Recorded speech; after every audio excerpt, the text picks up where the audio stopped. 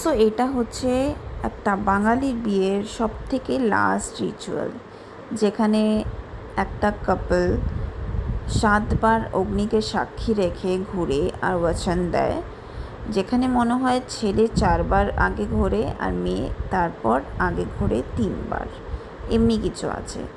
যাই হোক, এই একটা মোমেন্টের পর থেকে ওর লাইফ, মানে কোনো একটা মেয়ের লাইফ যারও বিয়ে হয় তার পুরো লাইফটা চেঞ্জ হয়ে যায়।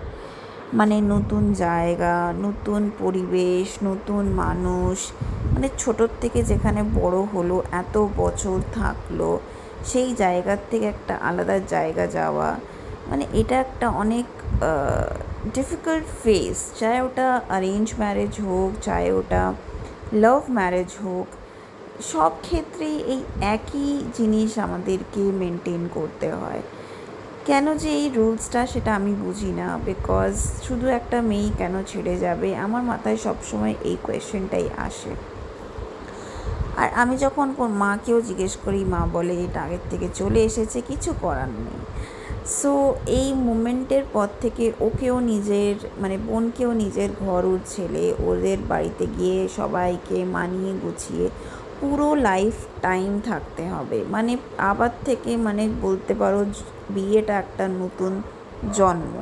বিকজ একটা নতুন পরিবেশে গিয়ে সবাইকে মানিয়ে সবার সাথে থেকে ভালো করে থেকে, মানে একটা আলাদা লাইফ, নিজের ঘর, ওটাকে নিজের ঘর বানাতে হবে। মানে ছোটোর থেকে যেখানে থেকেছি সেই ঘরটাকে, মানে একটা সেকেন্ডারি হয়ে যাবে আর ওই ঘরটা নিজের হয়ে যাবে। যাই হোক, আমি উইশ করি ওদের ম্যারিড লাইফ খুবই ভালো হোক।